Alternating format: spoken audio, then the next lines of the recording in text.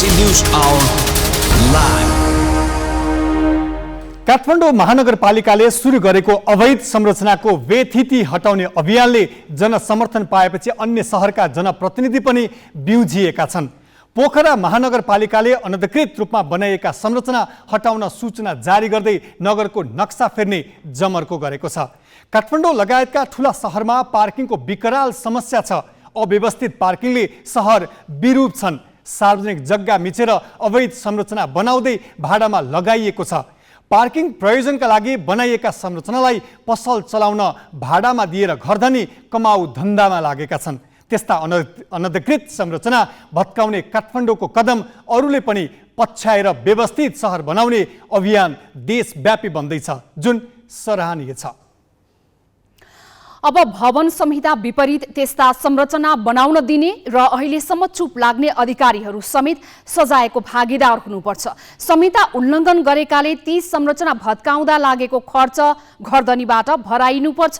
छिमेकी भारतको राजधानी दिल्लीमा हिजो अवैध टावरहरू भत्काइँदा लागेको खर्च घरधनीबाटै असुल गरिएको ताजा उदाहरण छ। संविधानले नै स्थानीय सरकारलाई बलियो बनाएको छ।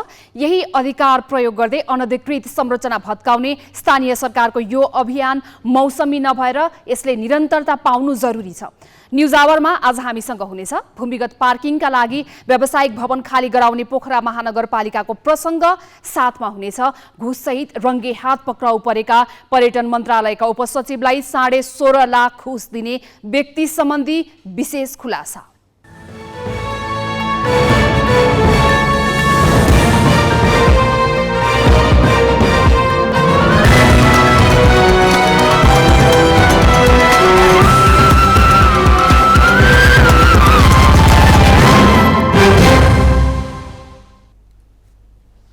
नमस्कार, यो हो गैलेक्सी न्यूज आवर। अब हेडलाइन्स।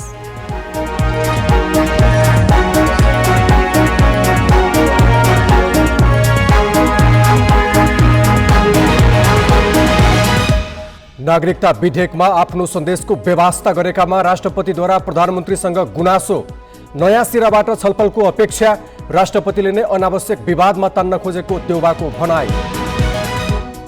नागरिकता विधेयकमा राष्ट्रपतिको सन्देश सम्बोधन गर्ने बारे सत्ता र प्रतिपक्षी विधायन समितिमा पनि विभाजित। गृहमन्त्री भन्छन् नियमावलीमा समेट्न सकिन्छ। पर्यटन मन्त्रालयका उपसचिवलाई 16.5 लाख घुस दिने बीबी एयरवेजका सीईओ हरिभक्त श्रेष्ठ भएको खुलासा। गैरआवासीय नेपाली भवन भट्टको कम्पनी नवीकरणको प्रक्रियामा। प्रिभीमा नेभी सङ्घले गरिरहेको तालाबन्दीको संसदमा विरोध। सरकार संरक्षित गुण्डागर्दी मौलाएको एमालेको आरोप। तत्काल समस्या समाधान गर्न सभामुखद्वारा सरकारलाई निर्देशन। र चौथो टी20मा केन्याले नेपाललाई 7 रनले हरायो। ब्याटिङमा चुकेपछि एक खेल अगावै श्रृङ्खला जित्ने मौका गुम्यो।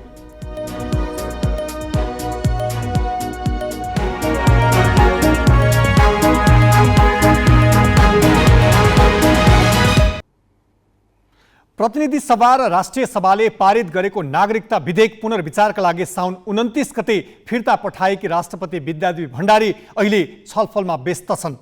पूर्व सुरक्षा अधिकारीदेखि कानुन व्यवसायी र अन्य सरोकारवालासँग परामर्श गरेकी भण्डारीले राजनीतिक तहमा पनि छलफल बढाएकी छन्। उनले आज नेपाली काङ्ग्रेस र नेकपा एमालेका नेताहरूलाई पालै पाली बोलाइन्। पार्टीका केही पदाधिकारी सहित शीतल निवास पुगेका प्रधानमन्त्री एवं नेपाली काङ्ग्रेसका सभापति शेरबहादुर देउवाले विधेयकलाई विवादको विषय बनाएकोमा राष्ट्रपति सामु नै असन्तुष्टि पोखेका छन्। नागरिकता विधेयक संसदका दुवै सदनले बहुमतले पारित गरेपछि प्रमाणीकरणका लागि साउन 16 मा शीतल निवास पुगेको थियो। राष्ट्रपति भण्डारीले प्रमाणीकरण गरिनन्। वैवाहिक अङ्गीकृत, प्रादेशिक पहिचान, आमाको नाममा नागरिकता लिँदा बाबुको नाम स्वघोषणा लगायतका विषयमा प्रश्न उठाई पुनर्विचारका लागि साउन 29 गते प्रतिनिधि सभामा फिर्ता गरिदिइन्। उनले सन्देशसहित पुनर्विचार गर्न भनेको विधेयक प्रतिनिधि सभाले भदौ 2 मा जस्ताको तस्तै पारित गर्यो। राष्ट्रिय सभाले भने पुनर्विचारका लागि भदौ 12 मा विधायन व्यवस्थापन समितिमा पठायो। समितिले सोमबार यस विषयमा छलफल गरिरहँदा राष्ट्रपति भण्डारीले प्रधानमन्त्री देउबा सहित काङ्ग्रेस नेताहरूलाई शीतल निवास डाकिन्। देउबाले पार्टी उपसभापति धनराज गुरुङ, महामन्त्री गगन थापा र सञ्चार मन्त्री ज्ञानेन्द्र बहादुर कार्कीलाई साथै लगे। राष्ट्रपतिले उनीहरूलाई बोलाउनुको कारण नागरिकता विधेयक नै थियो। उनले सुरुमै नयाँ सिराबाट छलफल हुन्छ भन्ने अपेक्षा सहित आफूले नागरिकता विधेयक फिर्ता पठाएको बताइन्। दलहरूबीच छलफल होस् भन्ने चाहनासहित विधेयक पठाए पनि प्रतिनिधि सभाले आफ्नो सन्देशलाई अस्वीकार गरेकोमा असन्तुष्टि पोखिन्। मैले केही सन्देशहरू राखिसके पछाडि त्यसका बारेमा सदनमा छलफल हुन्छ होला भन्ने र एउटा नयाँ सिराबाट समझदारी बन्छ होला भन्ने अपेक्षाको कुराकानी गर्नुभयो। हामीले राष्ट्रपतिलाई के कुरा थप भनेका छौँ भने राष्ट्रपतिले लैङ्गिक समानताको विषयमा जुन गम्भीर ध्यानाकर्षण गराउनु भएको छ यो विषयहरू महत्त्वपूर्ण छ, तर यसका लागि संविधानै संशोधन गर्नुपर्ने विषयहरू छन्। भविष्यमा जतिखेर हामी नागरिकताको नयाँ विधेयक बनाउँछौँ आवश्यकता पर्दा संविधानको संशोधन गरेर भए पनि लैङ्गिक समानताको विषयलाई सम्बोधन गर्नुपर्ने छ।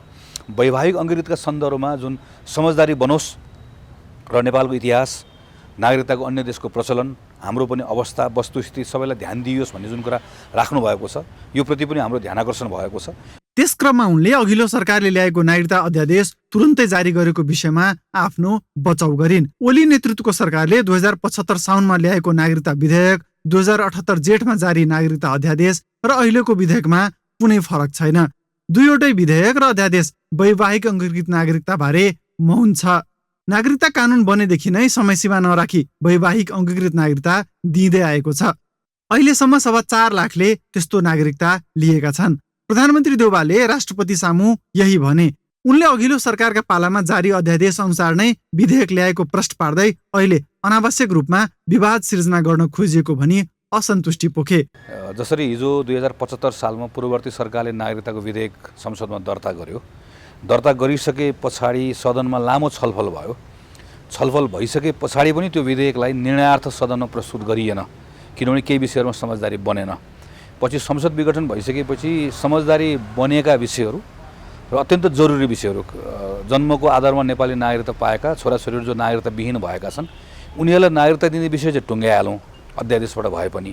अरू विषय चाहिँ भोलि गरौँला भनेर जुन बाटो उहाँले लिनुभयो अहिले मैले गरेको पनि त्योभन्दा फरक होइन।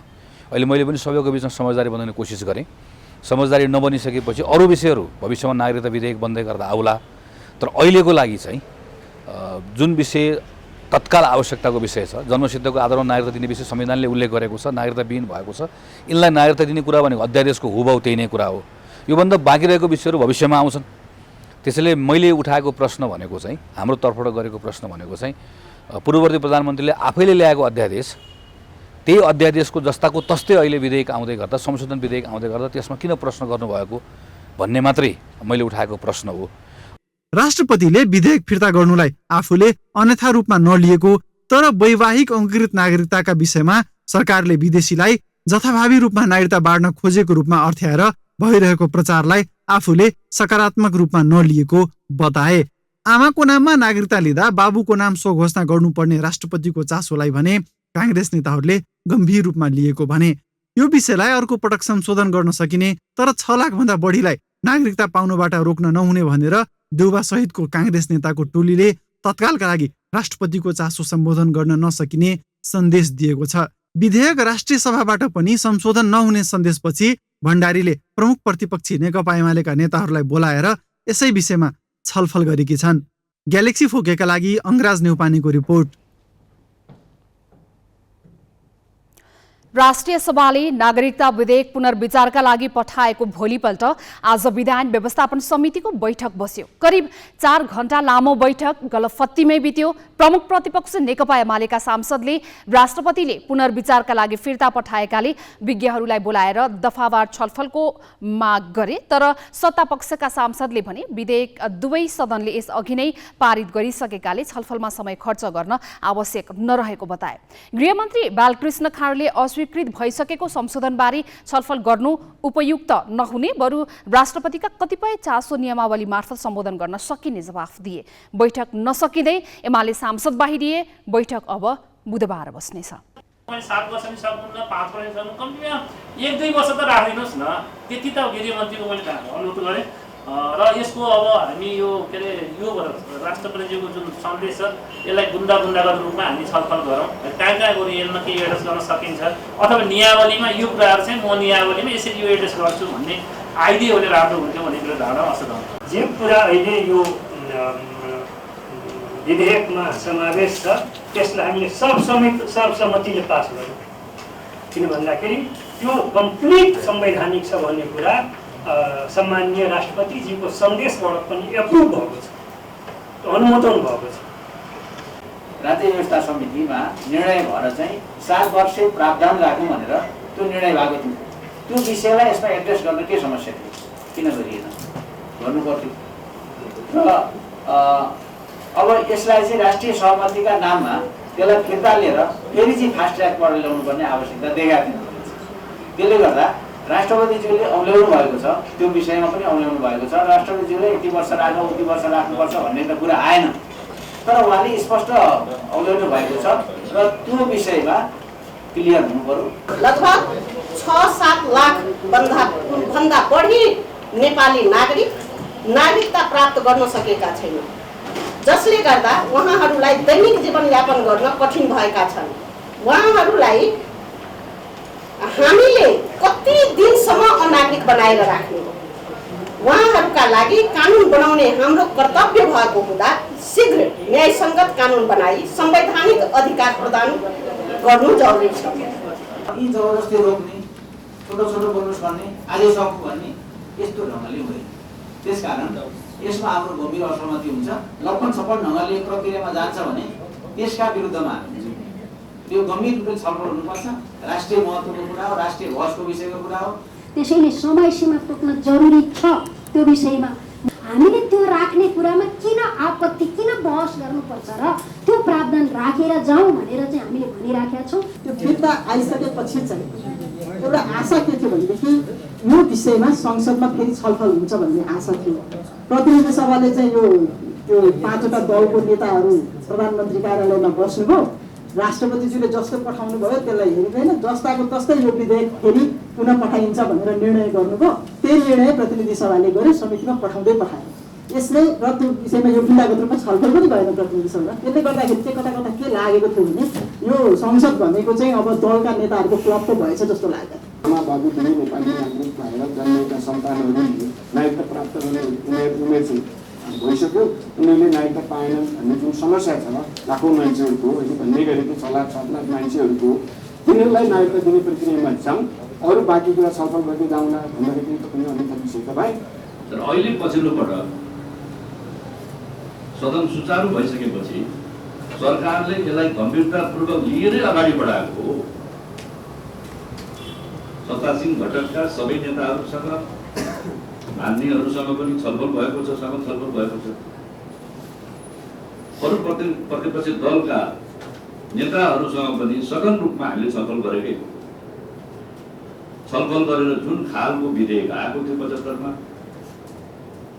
राज्य व्यवस्था सुशासन समितिबाट प्रतिवेदन समेत गएको विधेयकलाई अहिले तत्काल सहमति जुटाएर यसलाई अगाडि बढाएर कानुनको रूपमा रूपान्तरण गर्न सक्ने अवस्था रहेन। त्यसकारणले 75 सालमा जुन मूल विधेयक आएको थियो, 78 सालमा जुन अध्यादेश जारी भएको थियो, त्यसैको आधारशिलामा उभिएरै चाहिँ हामीले विधेयक ल्याउँछौँ भन्ने कुराको जानकारी दिएर छलफल गरेरै यो अगाडि बढेको हो। नागरिकता विधेयकमा शीतल निवास र बालुवाटार आम्ने सामने जस्तै भएका बेला राष्ट्रपति कहाँ प्रधानमन्त्री गएर निकासको खोजी भएको छ। आशा गरौँ देशका सर्वोच्च संस्थाहरू सौहार्दपूर्ण वातावरणमा विवादको विवेकपूर्ण अवतरण खोज्नेछन्। अब केही न्यूज संक्षेपमा। सभामुख अग्निप्रसाद सापकोटाले त्रिभुवन विश्वविद्यालयमा तालाबन्दीको समस्या समाधान गर्न सरकारलाई निर्देशन दिएका छन्। प्रतिनिधि सभाको आज बसेको बैठकमा प्रमुख प्रतिपक्षी नेकपा एमाले त्रिवीको तालाबन्दीबारे प्रधानमन्त्री, शिक्षा मन्त्री र गृहमन्त्री मध्ये एकजनाले जवाफ नदिएसम्म सदनको कार्यवाही अगाडि बढ्न नदिने चेतावनी दिएपछि सभामुख सापकोटाले सरकारलाई समस्या समाधान गर्न निर्देशन दिएका हुन्। त्यसअघि एमाले सांसद प्रदीप गेवालीले विश्वविद्यालयमा राजक क्रियाकलापमा संलग्न नेपाल विद्यार्थी संघका कार्यकर्तालाई सरकारले संरक्षण दिइरहेको आरोप लगाए। उनले सरकार संरक्षित गुण्डागर्दीबाट विश्वविद्यालय कुन अवस्थामा पुग्छ भनी प्रश्न गरे। अस्थायी र करार कर्मचारीलाई सोझै स्थायी गर्ने गरी ल्याइएको विधेयक सुदूरपश्चिम प्रदेशसभाबाट पारित भएको छ। आज बसेको प्रदेशसभा बैठकले निजामती सेवाको गठन, सञ्चालन तथा शर्त सम्बन्धमा व्यवस्था गर्न बनेको विधेयक बहुमतले पारित गरेको हो। नेकपा एमालेका सदस्यले भने विधेयक फिर्ता लिनुपर्ने धारणा राखेका थिए। विधेयक प्रदेश प्रमुखले प्रमाणीकरण गरेपछि 500 भन्दा बढी अस्थायी र करार सेवाका कर्मचारीलाई सिधै स्थायी गर्न बाटो खुल्नेछ। कर्णाली प्रदेश सरकार पुनर्गठन भएको छ।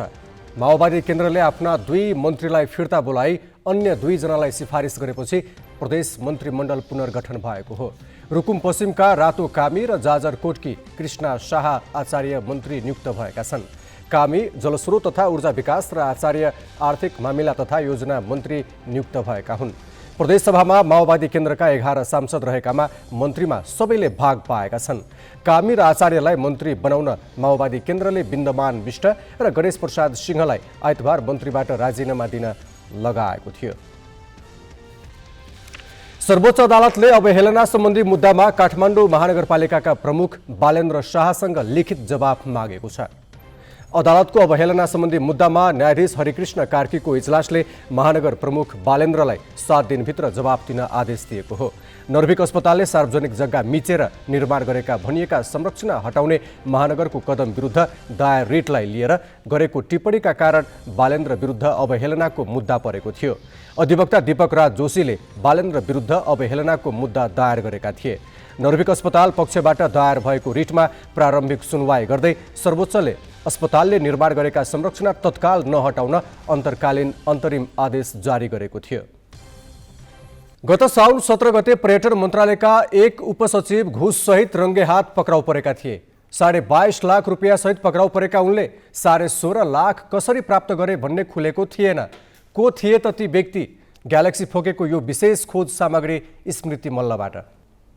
गत साउन 17 गते अख्तियार दुरुपयोग अनुसन्धान आयोगले पर्यटन मन्त्रालयका उपसचिव प्रमोद नेपाललाई 22,50,000 घुस सहित पक्राउ गर्यो। तर 6 लाखको स्रोत खुले पनि बाँकी 16,50,000 भने स्रोत खुलेन। अख्तियारले गरेको अनुसन्धानमा उक्त रकम व्यवसायी एवं गैर आवासीय नेपाली संघका पूर्व अध्यक्ष भवन भट्टको हवाई सेवा प्रदायक कम्पनी बीबी एयरवेजका प्रमुख कार्यकारी अधिकृत हरिभक्त श्रेष्ठले दिएको खुलेको छ।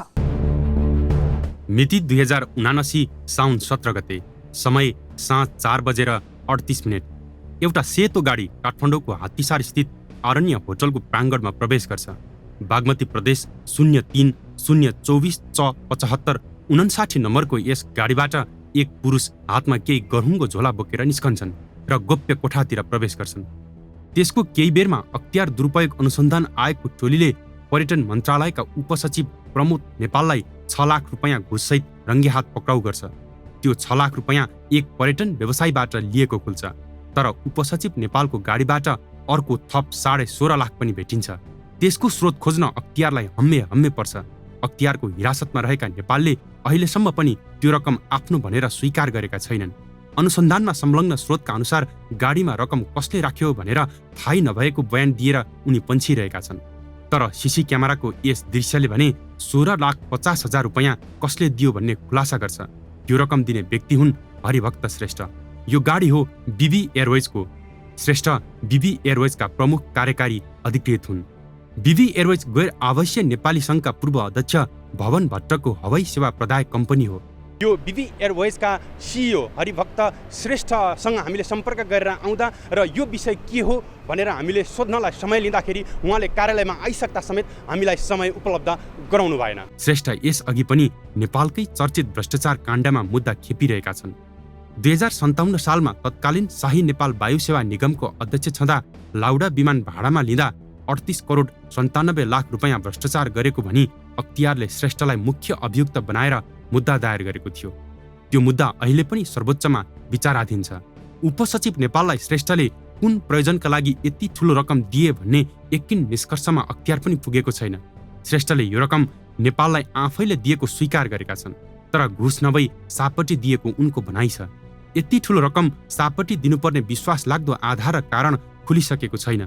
अझ उपसचिव नेपालले यो रकम नै आफ्नो गाडीमा कसले राख्यो थाहै छैन भन्नु र श्रेष्ठले नेपाललाई त्यो रकम आफैले दिएको भनेर पुष्टि गर्नुले यो कारोबार वैध र औचित्यपूर्ण छ भन्ने ठाउँ देखिँदैन। क्यामेरामा योगेश लामाका साथमा मिलन बुढाथोकी, काठमाडौँ। हरिभक्त श्रेष्ठ बीबी एयरवेजका प्रमुख कार्यकारी अधिकृत हुन्। बीबी एयरवेजका जहाज नेपाली कम्पनीको रूपमा विदेशी आकाशमा उडेको इतिहास छ। स्थापनाको 4 वर्षपछि 2069मा उडान अनुमति पाएर त्यही वर्षको असोजदेखि उडान सुरु गरेको थियो। कम्बोडियाको एक निजी कम्पनीका 2 पुराना जहाज भाडामा ल्याएर उडान सुरु गरे पनि केही समय चलेर बन्द भयो। अहिले पुनः उडान सञ्चालनको अनुमति लिने प्रक्रियामा छ, जसका लागि उसले पर्यटन मन्त्रालयबाट 42 लाख बक्यौता तिरी नीतिगत इजाजत लिइसकेको मन्त्रालयका प्रवक्ता टोकराज पाण्डेले ग्यालेक्सी 4Kलाई बताएका छन्। हामीसँग भएको कानुनमा भएको व्यवस्था अनुसार उसले नागरिक उड्डयन प्राधिकरणबाट प्रक्रिया अगाडि बढाउँछ। मन्त्रालयले नीतिगत निर्णय गर्छ, नीति मन्त्रालयले बनाउँछ, कार्यान्वयन प्राधिकरणले गर्छ। त्यसैले कुनै पर्टिकुलर एयरवेज कुनै पर्टिकुलर एयरपोर्टको विषयमा मन्त्रालयले नहेरी सो सम्बन्धी नीति निर्माण गर्छ मन्त्रालयले, र त्यो नीति कार्यान्वयन गर्न विभिन्न एजेन्सीहरू छन्, ती एजेन्सीहरूबाट कार्यान्वयन हुन्छ। पर्यटन मन्त्रालयबाट नीतिगत स्वीकृति पाएपछि बीबी एयरवेज थप प्रक्रियाका लागि फाइल अहिले नेपाल नागरिक उड्डयन प्राधिकरणमा पुगेको छ। प्राधिकरणमा विभिन्न शीर्षकको बक्यौता 35 लाख रुपियाँ तिरेर व्यावसायिक सञ्चालनको थप प्रक्रियामा छ। कहाँ पुग्यो त प्रक्रिया? प्राधिकरणका सूचना अधिकारी ज्ञानेन्द्र भुलले दिएको यो जानकारी हेरौँ। सर्भिस प्रोभाइडरले चाहिँ पहिला चाहिँ हाम्रो चाहिँ मन्त्रालयबाट इजाजत लग्नुपर्ने प्रावधान छ। मन्त्रालयबाट इजाजत लगेपछि हामीले चाहिँ सिभिल एभिएसनले त्यसलाई एओसी भन्छौँ, एयर अपरेटर सर्टिफिकेट, जुन अपरेटिङ सर्टिफिकेट हो। नीतिगत चाहिँ तपाईँको चाहिँ एप्रुभल चाहिँ मन्त्रालयले दिन्छ, कार्यगत जुन अनुमति हुन्छ त्यो चाहिँ प्राधिकरणले दिन्छ। मन्त्रालयबाट इजाजत पाइसक्नु भएको छ र प्राधिकरणबाट अहिले उहाँहरूले तपाईँको चाहिँ एओसी पाउने प्रक्रियामा, त्यो एओसी पाउने प्रक्रियामा तपाईँको चाहिँ हामी 5वटा फेजहरू हुन्छ। 5वटा फेजमा चाहिँ हामी तपाईँको चाहिँ प्री एप्लिकेसन, एप्लिकेसन, डकुमेन्टेसन, होइन, त्यसपछि एनओसी फेज, त्यसपछि तपाईँ इन्स्पेक्सन फेज र लास्टमा हामी सर्टिफिकेसन फेज भन्छौँ।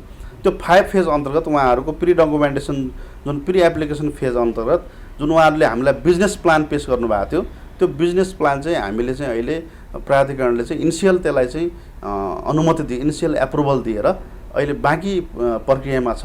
अहिले एओसीको प्रक्रियामा छ। अहिले अर्कै प्रकरणमा रङ्गेहात पक्राउ परेका पर्यटन मन्त्रालयका उपसचिव प्रमोद नेपालले आफ्नो गाडीमा 16.5 लाख रुपियाँको बिट्टा कसले छाडिदियो भन्ने थाहै नभएको बयान अख्तियार समक्ष दिएका छन्। तर उनको कुरालाई बीबी एयरवेजका सिइओ हरिभक्त श्रेष्ठले ठाउँको ठाउँ खण्डन गरेका छन् र त्यो रकम नेपाललाई आफैले दिएको स्वीकारेका छन्। त्यसैले अब यसमा घुस लिने र दिने दुवै पक्ष कुनै पनि बहानामा छुट पाउने अवस्थामा छैन। अब केही न्यूज संक्षेपमा। नेकपा एमालेका महासचिव शंकर पोखरेलले आसन्न निर्वाचनमा पार्टी कुनै दलसँग पनि गठबन्धन नगर्ने बताएका छन्। एमाले महासचिव पोखरेलले आज सञ्चारकर्मीहरूसँगको अन्तर्संवादमा आफ्नो पार्टी गठबन्धनको पक्षमा नरहेको र नीतिका आधारमा चुनावमा होमिने बताए। उनले निर्वाचन क्षेत्र विशेषमा भने तालमेलका लागि ढोका खुला रहेको बताए। संसदमा रहेका सबैजसो दल सत्ता गठबन्धनमा रहेकाले एमाले तालमेलका लागि अहिले संघीयता विरोधी पार्टीहरूसँग छलफल चलाइरहेको छ। महासचिव पोखरेलले नागरिकता विधेयकलाई लिएर राष्ट्रपतिले राजीनामा दिने कुरा निराधार भएको बताए। अमेरिकी अन्तरिक्ष एजेन्सी नासाले आज चन्द्रमामा पठाउने भनेको रकेट प्रक्षेपण रद्द गरेको छ। नासाले स्पेस लन्च सिस्टम एसएलएस नाम दिएको रकेटको इन्जिनमा समस्या आएपछि प्रक्षेपण रद्द गरिएको जनाएको छ। नासाका एकजना अधिकृत विल नेल्सनले प्राविधिक समस्या पूर्ण रूपमा निरूपण नभएसम्म रकेट प्रक्षेपण नगर्ने बताएका छन्। एसएलएस आफ्नो अहिलेसम्मकै सबैभन्दा शक्तिशाली रकेट भएको नासाले जनाएको छ। नासाले आर्टेमिस मिसन अन्तर्गत 50 वर्षपछि चन्द्रमामा मानिस पठाउने तयारी गरेको हो।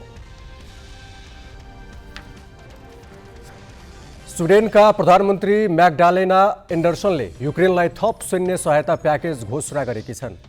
प्रधानमन्त्री एन्डरसनले युक्रेनलाई रुसको आक्रमणबाट बचाउन सैन्य सहायताका लागि करिब $47 मिलियन उपलब्ध गराउने बताएकी हुन्। युक्रेनका विदेश मन्त्री दिमित्रो कुलेबासँगको भेटवार्तापछि पत्रकारहरूसँग कुरा गर्दै एन्डरसनले युक्रेनलाई सैनिक र गैर सैनिकतर्फ 1 अर्ब क्राउनको अतिरिक्त सहायता प्याकेज उपलब्ध गराउने बताइन्। विदेश मन्त्री कुलेबाले स्विडेनलाई हतियार उपलब्ध गराउन आग्रह गरेका थिए। स्विडेनका प्रधानमन्त्रीले सैन्य प्याकेजमा के हुनेबारे स्पष्ट बताएका छैनन्।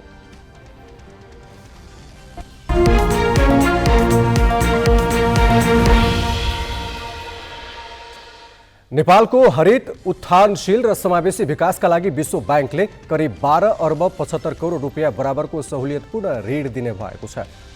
सरकार र विश्व ब्याङ्कबीच आज सहुलियतपूर्ण ऋण सम्बन्धी सम्झौता भएको छ। सम्झौता पत्रमा अर्थ मन्त्रालयका सहसचिव ईश्वरी प्रसाद अर्याल र विश्व ब्याङ्कका सञ्चालन प्रबन्धक लाडा स्ट्रेलकोभाले हस्ताक्षर गरे। विश्व ब्याङ्कले बजेटरी सहायताका रूपमा उपलब्ध गराउने ऋणबाट नेपाललाई हरियाली, जलवायु, उत्थानशील र समावेशी विकासतर्फ अग्रसर हुन सघाउ पुग्ने मन्त्रालयको विश्वास छ।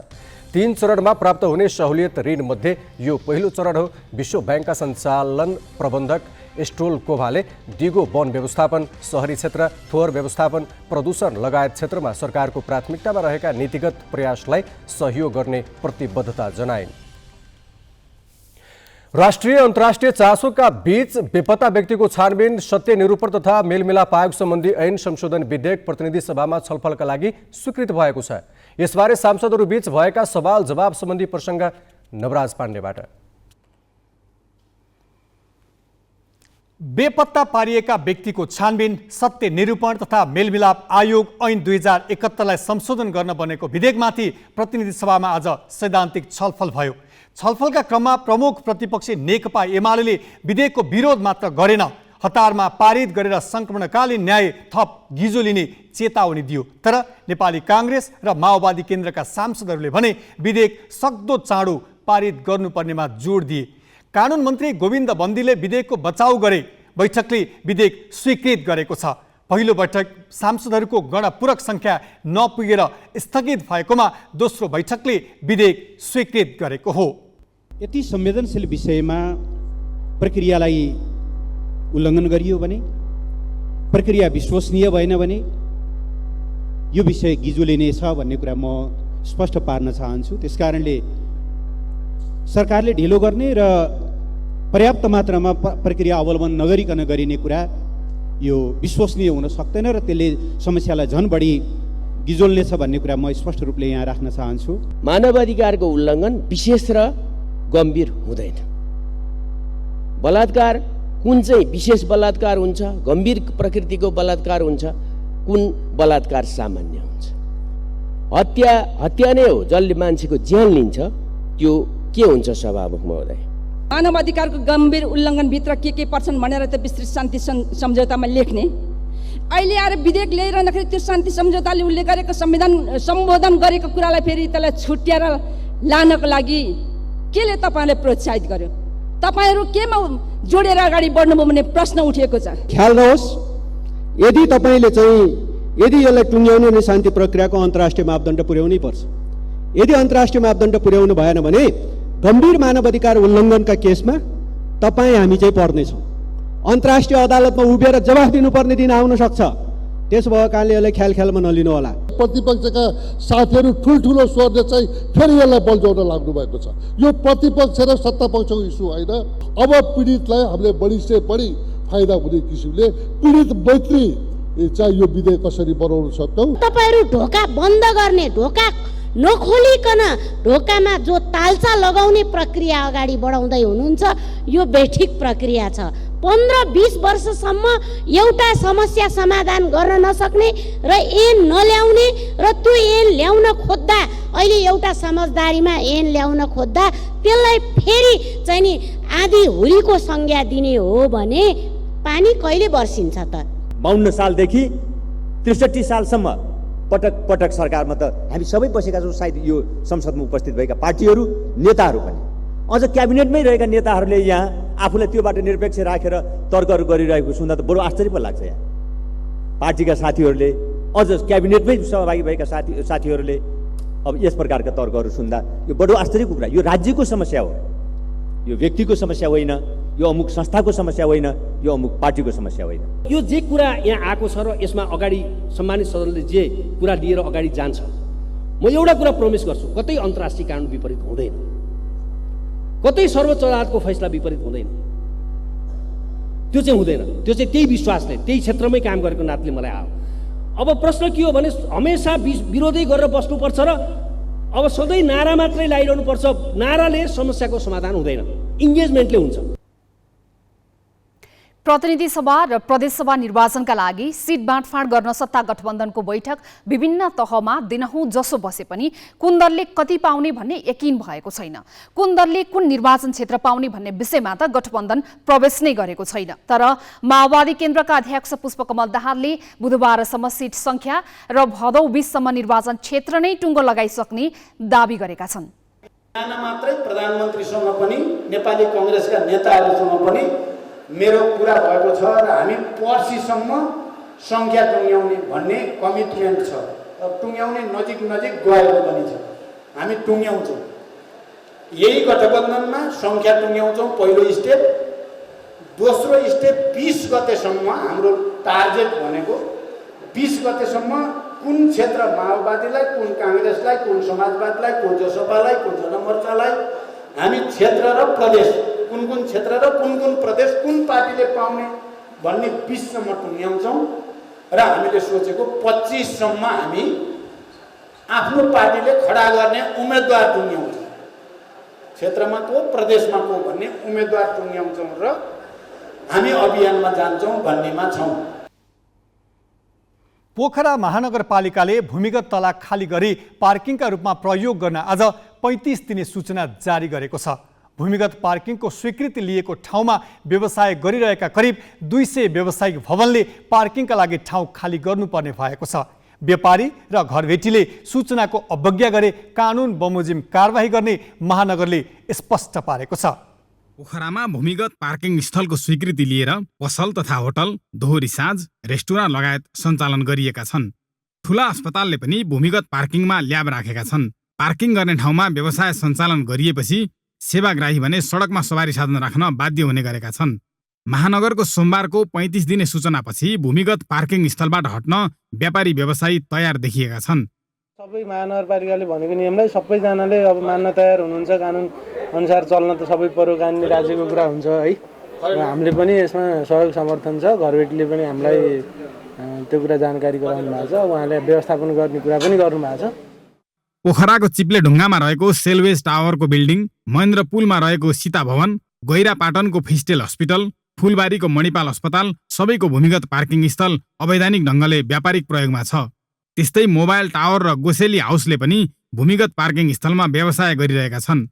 महानगरको सूचनापछि ठूलो लगानी गरेर भूमिगत पार्किङ स्थलमा रेस्टुरेन्ट, दोहोरी साँझ, ल्याब लगायत सञ्चालन गरिरहेकाहरू बढी प्रभावित हुनेछन्। तर महानगरको निर्णय कार्यान्वयन गर्दै स्थानान्तरण हुन सबै तयार देखिएका छन्।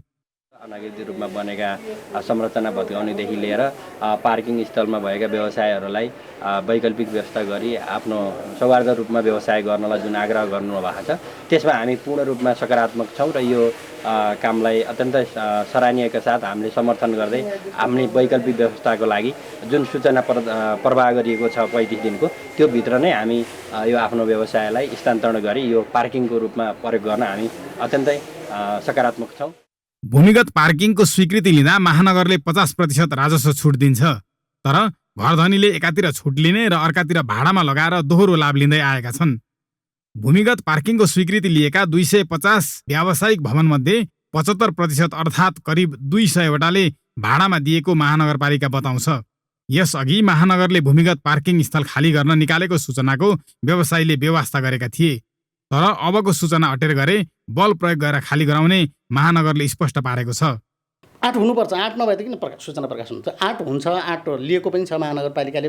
मेयर साहबको एकदम दृढ प्रतिबद्धता पनि छ, बाहिर बोलिसक्नु भएको पनि छ होइन, लिन्छ नै। तर के हो भने अलिकति टाइम अब जस्तै 35 दिनमै सबै ऊ हुन्छ त, वासआउट हुन्छ त, त्यो नहुन सक्छ। कतिपयलाई अलिकति टाइम एक्सटेन्सन गरिदिन पर्ने, उहाँहरूकै रिक्वेस्टमा गरिदिन पर्ने हुन्छ। भूमिगत पार्किङ स्थल व्यवसायीलाई भाडामा दिएर ठूलो आम्दानीको स्रोत बनाउँदै आएकाहरू भने महानगरको सूचनाले अतालिएका छन्। क्यामेरामा महेश ढुङ्गानाका साथमा ग्यालेक्सी फोकेका लागि पोखराबाट उत्तम पौडेलको रिपोर्ट। सुनसरीको सेउती खोला नजिक वन क्षेत्रमा फोहोर फाल्दा धरान उपमहानगरपालिका आलोचित बनेको छ। फोहोरको स्थायी व्यवस्थापन गर्न नसकेको उपमहानगरले सामुदायिक वन क्षेत्रलाई नै डम्पिङ साइट बनाउँदै आएको छ। फोहोर र त्यसमा दिनहुँ जसो लगाइने आगोले पर्यावरण र मानवीय जीवनमा समेत असर गरेको भन्दै तीव्र आलोचना भएको छ। फोहोर र आगोकै कारण जीवजन्तु र बोटबिरुवामा समेत असर पुगेको छ। असार 8 गते तरारा र धरानबीच 4 कोसे झाडीभित्र पर्ने बाँझगारा सामुदायिक वन उपभोक्ता समितिले धरान उपमहानगरलाई ध्यानाकर्षण पत्र बुझायो। उक्त पत्रमा सेउती खोला नजिक वन क्षेत्रमा फोहोर फाल्दा दुर्गन्ध फैलिएको, फोहोरमा लागेको आगोको धुवाँले नजिकका बासिन्दा र हिँडडुल गर्ने मानिसको स्वास्थ्यमा असर परेकोले बन्द गर्न भनिएको थियो। फोहोर फाल्न नछोडेको उपमहानगरले ध्यानाकर्षण पत्रको अहिलेसम्म जवाफ पनि दिएको छैन। धरानबाट दैनिक उत्सर्जन हुने 15 टन फोहोर खोला तथा वन क्षेत्रमा फाल्न रोकिएको छैन।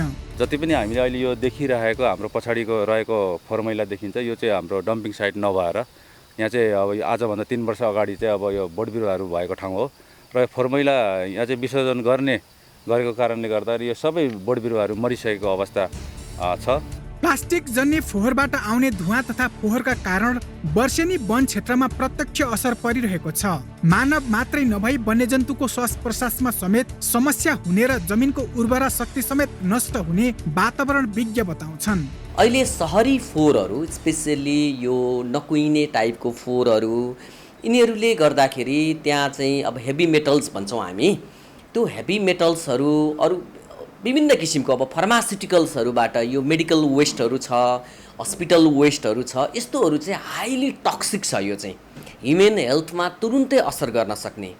त्यसै गरेर त्यहाँको इन्ह्याबिटेन्ट्सहरू, त्यहाँ जो हेबिट्याटहरू छ त्यो चाहिँ त्यहाँको भनौँ न जीवजन्तुहरूमा सानादेखि लिएर ठुला जीवजन्तुसम्ममा चाहिँ यसले एकदमै असर पारिरहेको हुन्छ। डिभिजन वन कार्यालयले पनि वन क्षेत्रमा फोहोर नफाल्न उपमहानगरलाई पत्र नै काटेको छ। वन कार्यालयले स्थलगत अध्ययन गरी फोहोर फाल्ने काम तत्कालै बन्द गर्न उपमहानगरलाई भनेको हो। मैले आफ्नो संयन्त्रबाट कर्मचारीहरूलाई परिचालन गरिसकेका पनि छु हैन, किनभने त्यहाँ धरान पनि हाम्रो अब त्यो उसमा चाहिँ नि सब डिभिजन वन कार्यालय छ, कर्मचारीहरू त्यहाँ पनि बस्छन्। त्यो चाहिँ नि उहाँहरूलाई यो विषयमा मैले चनाखो भएर निगरानी गर्नु भनेको छु। फोहोर व्यवस्थापनको दीर्घकालीन समाधान खोज्नुको सट्टा तत्कालको समस्या टार्ने प्रवृत्तिले आगामी दिनमा धरानमा ठुलै समस्या निम्त्याउने देखिन्छ। धरान उपमहानगरले कुइने फोहोरको व्यवस्थापन गरे पनि नकुइने फोहोरको भने व्यवस्थापन गर्न सकेको छैन। लामो समयदेखि यस क्षेत्रमा ल्याएर फोहोर फाल्नाले इटहरी र धरान भएर यात्रा गर्ने यात्रु तथा इटहरी 19 भवानीपुरका स्थानीयहरू वर्षौंदेखि यो फोहोरका कारण पीडामा छन्। अर्कातर्फ यो जङ्गलमा लाग्ने धुवाँ र यहाँको दुर्गन्धले गर्दा यहाँका कयौं बोट बिरुवा समेत मरिसकेका छन्। Prakash Timsina, galaxy 4K, Dharan, Sunsari. Visit भिसाको आवरणमा अपराध मौलाउँदै गएको छ। मानव तस्करीदेखि सुन तस्करीमा संलग्नले भिजिट भिसालाई नै माध्यम बनाइरहेका छन्। प्रहरीले बुधबार यता भिजिट भिसामा विदेश जान कडाई गरी कागजात शङ्कास्पद देखिएकाहरूलाई अनुसन्धानको दायरामा ल्याएको त छ, तर गिरोहका नाइकीसम्म पुग्न भने सकेको छैन। भिजिट भिसामा युएई गएर फर्केका मध्ये 5 जना असार 16 गते त्रिभुवन अन्तर्राष्ट्रिय विमानस्थलमा सुनसहित पक्राउ परे। भन्सार छलेर सुन ल्याएको आरोप थियो। पक्राउ परेका एक व्यक्तिलाई अभद्र व्यवहारको कसुरमा प्रहरी वृत्त गौशालाको हिरासतमा राखियो। सुन प्रकरणमा गृहमन्त्रीको सुरक्षामा खटिएका प्रहरी वरिष्ठ नायब निरीक्षक टङ्क कार्की समेत मोचिए। गौशाला वृत्तमा थुनामा राखेका व्यक्तिको गाडीबाट 4 लाख रुपैयाँ लगेको आरोप कार्कीमाथि थियो। यही कारण कार्की अनुसन्धानमा तानिएका हुन्। हाम्रो जुन प्रहरी कर्मचारीको संलग्नता देखियो नि भन्ने समाचार आइसकेपछि अनुसन्धान सुरु गरेछौँ र त्यसलाई छानबिन गरिरहेका छौँ। त्यसपछि के भएको रहेछ, सत्य तथ्य के हो, सत्य तथ्य आइसकेपछि यहाँहरू सबैको सामु हामी मिडियामा हामी जानकारी गराउँदछौँ। केही दिन अघि अभिनेत्री केकी अधिकारी र अभिनेता आर्यन सिग्देलले आफ्नो नाममा किर्ते भएको भनेर प्रहरीको केन्द्रीय अनुसन्धान ब्युरो CIB-मा जाहेरी दिए। ब्लूबर्ड HD नामक कम्पनीले तिम्रो नजर फिल्मको सुटिङ गर्न भनी केकी, आर्यन लगायत 14 जनाको नाममा भिसा आवेदन दिएको थियो। भिसाका लागि दिएको आवेदन साथ पेश गरिएको नेपाल पर्यटन बोर्डको सिफारिस पत्रमा शङ्का लागेपछि भारत स्थित नर्वेजियन दूतावासले बोर्डसँग सोधखोज गर्यो। त्यसपछि खुल्यो फिल्म सुटिङको आवरणमा बोर्ड समेतको सही छाप किर्ते गरी मानव तस्करीको प्रयास भएको रहस्य। दुवै कलाकारले जाहेरी दिए पनि 12 जना भने सम्पर्कमा छैनन्। भिजिट भिसाको आवरणमा नयाँ शैलीबाट अपराध मौलाइरहेको प्रहरीको विश्लेषण छ। राम्रो रोजगारीको प्रलोभनमा युवा युवतीलाई भिजिट भिसामा खाडी मुलुक पुर्याउने गिरोह सक्रिय छन्। बुधबारदेखि आइतबारसम्म प्रहरीले विमानस्थलबाट 198 जनालाई रोक्यो। शङ्कास्पद कागजात बोकेकाले विमानस्थलमा रोकिएका 104 महिला र 94 पुरुषमाथि प्रहरीले अनुसन्धान अगाडि बढाएको छ। सामान्य सोधपुछ र डकुमेन्टहरू चेक गर्दाखेरि त्यहाँ चाहिँ विभिन्न त्यो भिजिट भिसाको लागि उपयुक्त जुन हुनुपर्ने डकुमेन्टहरू नभएका र भएका डकुमेन्टहरू पनि कतिपय फेक बनाइएका देखियो। उनीहरूसँग सोधपुछ गर्ने क्रममा चाहिँ फेक बनाएको, जस्तो उनीहरूले बनाएका आफ्नो ब्याङ्क ब्यालेन्स भएको स्टेटमेन्ट दिएका छन्, तर कुन ब्याङ्कको भन्दा उनीहरूलाई थाहा छैन, अर्कै ब्याङ्क भनिरहेछ। त्यस्तो अवस्था पनि देखेपछि अनि यसलाई चाहिँ हामीले यो रोक्नुपर्छ भन्ने हिसाबको गरेर हामीले चाहिँ तलैबाट चाहिँ स्क्रिनिङ गर्न थाल्यो। 1 वर्ष अघि 72,000 भन्दा बढी नेपाली भिजिट भिसामा खाडी मुलुक पुगेको गृह मन्त्रालयको तथ्याङ्क छ। भिजिट भिसामा खाडी मुलुक पुगेकाहरूमध्ये कतिपयको विचल्ली भएपछि उद्धार गरेका थुप्रै उदाहरण छन्। यसका बावजुद युवा युवतीलाई प्रलोभनमा पारेर भिजिट भिसामा पठाउने गिरोह सक्रिय नै छ। गिरोहका केही सदस्य फन्दामा परे पनि प्रहरी अनुसन्धान गिरोहका नाइकेसम्म पुग्न सकेको छैन। क्यामेरामा योगेश लामा र रिकेश सिंहका साथमा शिखा श्रेष्ठ, काठमाडौँ।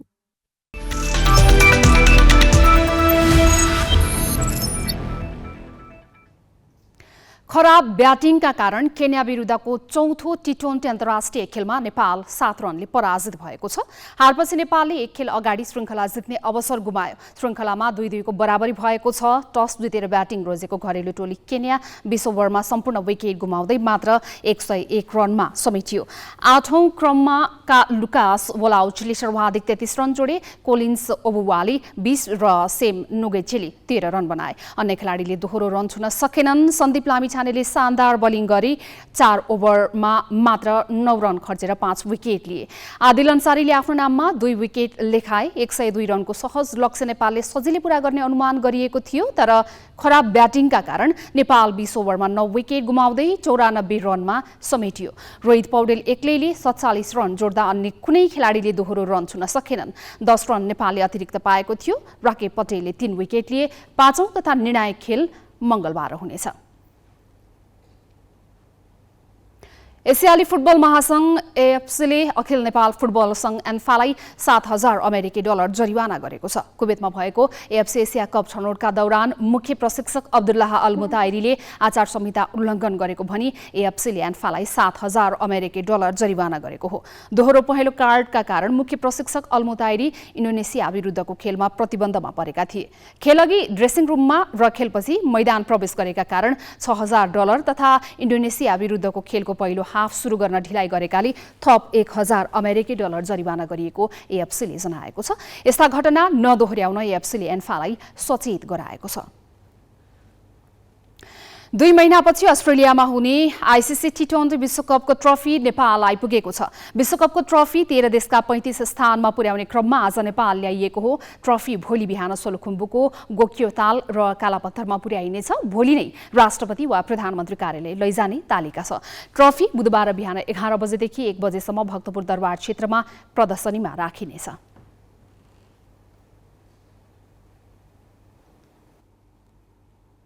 नेपाली बास्केटबल 3 वर्ष यता शून्य जस्तै छ। यो अवधिमा एक पटक राष्ट्रिय प्रतियोगिता भयो। पछिल्लो पटक राष्ट्रिय पुरुष र महिला टोलीले 13औं दक्षिण एसियाली खेलकुदमा भाग लिए। त्यसपछि खेलाडी प्रशिक्षण र प्रतियोगिता विहीन बने। महिला खेलाडी अहिले अन्तर्राष्ट्रिय प्रतियोगिताका लागि कोर्टमा फर्किएका छन्। 3 वर्षपछि कोर्टमा फर्किँदा खेलाडी त उत्साहित छन्, तर छोटो तयारी र अनुभवी खेलाडीको कमीले टोली दबावमा छ। 3 वर्षको अवधिमा राष्ट्रिय टोलीमा धेरै खेलाडी परिवर्तन भए। जुनियर खेलाडीको संख्या भत्तै बढेको छ। सागमा रजत जित्दाका प्रीति तुलाचन, माया स्याङताङ, आशा राई र रविना अधिकारी अहिले टोलीमा छैनन्। बन्द प्रशिक्षणमा रहेका धेरै खेलाडीमा अन्तर्राष्ट्रिय प्रतियोगिताको अनुभव छैन। अनुभवी खेलाडीको अभाव यो पटक खट्किन सक्नेछ। म्याच एक्सपोजर र प्रशिक्षणका लागि कोर्ट उपलब्ध नहुनु अर्को समस्या हो। कतिजना खेलाडीहरू एकदम यङ प्लेयरहरू छन्। त्यो यङ प्लेयरहरू कस्तो छन् भन्दा तपाईँको स्कुल र कलेजमा मात्र खेलिरहेकोमा सीमित छ। विगत 3 वर्षदेखि खासै क्लब लेभलको गेम भएको छैन र त्यसले गर्दा हाम्रो खेलाडीहरूमा एउटा एक्सपिरियन्सको कमी छ। र अहिले पनि फेरि हाम्रो समस्या के छ भन्दा एक्सपिरियन्सको साथसाथै फ्रेन्डली म्याच खेल्न पनि हामीसँग नेपालमा उपयुक्त टिमहरू छैन। सो द्याट्स वाइ हामीले अब हाम्रो अप्रोच कहाँ हुनुपर्छ भन्दा यदि हामीले साँच्चीकै राम्रो तयारी गऱ्यो भने हामीले विदेशमा एउटा फ्रेन्डली म्याचेसहरूको लागि तयारी गर्दा चाहिँ टिमलाई अलिकति सहज हुन्छ जस्तो लाग्छ मलाई। दोस्रो संस्करणको साबा च्याम्पियनसिप अर्को महिना मालदिभ्समा हुँदैछ। 3 वर्षपछि अन्तर्राष्ट्रिय प्रतियोगिता खेल्न खेलाडी उत्साहित छन्।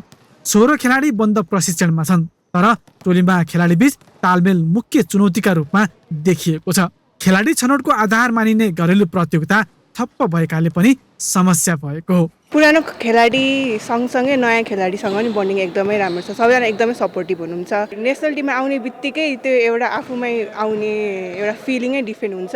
जस्तै अब क्लब लेभलमा खेल्दाखेरि हामी क्लबको लागि खेल्छौँ भने अब नेसनल टिममा आउँदाखेरि नेसनको लागि खेलिरहेको हुन्छ। त्यही भएर एकदमै डिफ्रेन्ट फिलिङ हुन्छ। पहिलो संस्करणको दक्षिण एसियाली महिला बास्केटबल च्याम्पियनसिप साबा र 13औं सागमा नेपाली महिला टोलीले रजत जितेको थियो। यो नै महिला बास्केटबल टिमको अहिलेसम्मकै सबैभन्दा ठूलो सफलता हो। टोलीलाई साग जोगाउने चुनौती छ। छोटो तयारी र अनुभवी खेलाडीको कमीले दबावमा भए पनि पहिलो अन्तर्राष्ट्रिय स्वर्ण जित्ने टोलीको लक्ष्य छ। दबाव त देखेको छुइनँ। अब खेल्ने हामीले नै हो, 12 जनामा 5 जनाले हो अन द कोर्ट खेल्ने, अरू त अफ द कोर्ट बेन्चमै हुन्छ। सो चेन्ज गरेर खेल्दा गर्दा पनि त्यति साह्रो गाह्रो हुन्छ जस्तो लाग्दैन। अब पहिला हामीलाई चाहिँ सबैभन्दा गाह्रो भनेको चाहिँ अब पहिला सिल्भर लिएर आइसक्यौँ, अब त्यसपछि अहिले त गोल्डकै लागि नै प्रयास गर्ने हो हामीले होइन। सो त्यो भएको भएर चाहिँ त्यसमा चाहिँ हामीले जति सक्छ आफ्नो बेस्ट दिन्छौँ। नतिजा कस्तो आउँछ त्यसका लागि त प्रतियोगिता नै कुर्नु पर्नेछ। ढिलै भए पनि कोर्टमा फर्किन पाउनुलाई खेलाडीले प्रतिभा देखाउने अवसरका रूपमा लिएका छन्। पुस्तकमा रुचि राख्नेहरूका लागि एउटा अनौठो पुस्तकालय स्थापना गरिएको छ। सन् 2009 को फेब्रुअरीदेखि जर्मनीमा सञ्चालनमा ल्याइए पनि यस पुस्तकालयका बारेमा थोरैलाई जानकारी हुन सक्छ। तर लोगोज होप नाम गरिएको यो पुस्तकालय समुद्रमा तैरिने पुस्तकालय हो।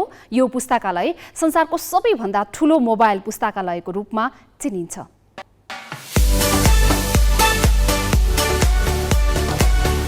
संसारमा धेरै प्रकारका पुस्तकालय हुन्छन्, तर जर्मनीमा एक पुस्तकालयले भने अहिले विश्वको ध्यान तानेको छ, जसको नाम हो द लोगोज होप। सन् 2009 को फेब्रुअरीदेखि जर्मन कम्पनीले विशाल जहाजमा सञ्चालन गरेको यो पुस्तकालय समुद्रमा तैरिने पुस्तकालय हो। समुद्रमा तैरिने पुस्तकालय भएकै कारण अहिले पुस्तक पढ्ने रुचि राख्नेहरूका लागि विशेष आकर्षण बनेको छ।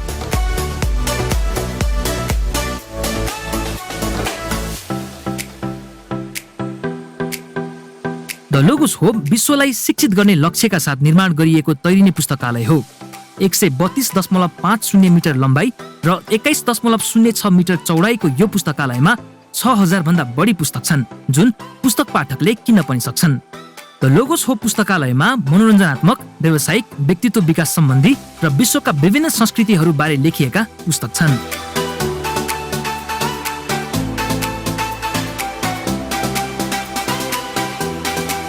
हालसम्म 158 देशमा पुगिसकेको यो पुस्तकालयले विभिन्न विकासोन्मुख देशका घरविहीन मानिसलाई सहयोग पनि गर्दै आएको छ।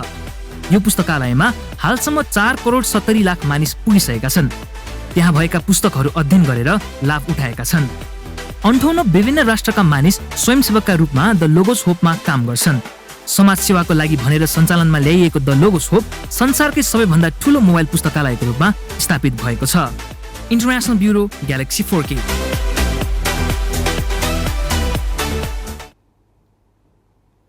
नेपालको हिमाली क्षेत्रको सुन्दरता बयान गरी नसक्नु छ। अझ त्यसमा पनि हिमाली जिल्ला मुस्ताङको नाम सुन्नासाथ जो कोहीलाई पनि एकपटक पुगिहालौँ भन्ने लाग्छ।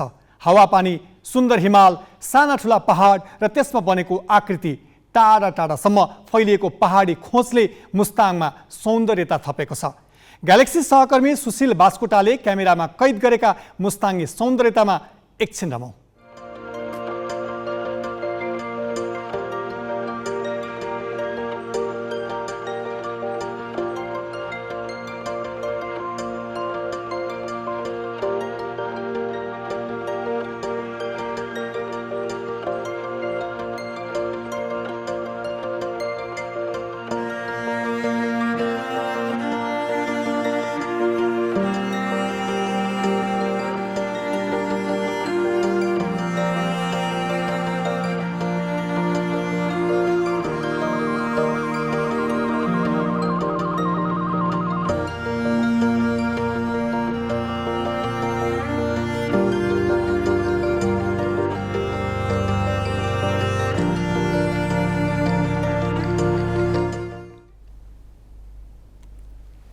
हामी ग्यालेक्सी न्युज आवरको अन्तमा छौँ। जाँदा जाँदै हेडलाइन्स।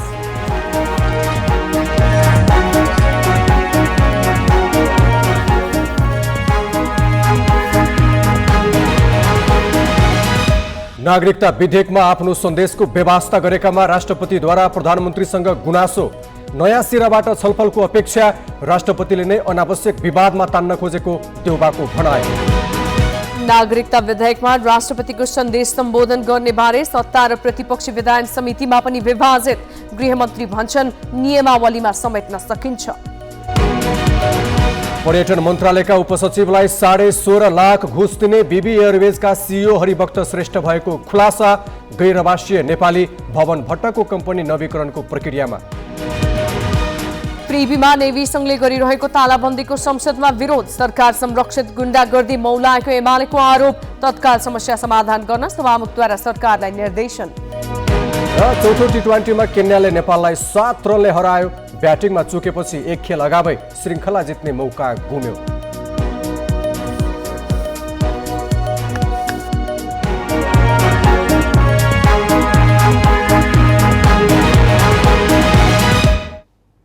आजलाई ग्यालेक्सी न्युज आवर सकियो। नमस्ते।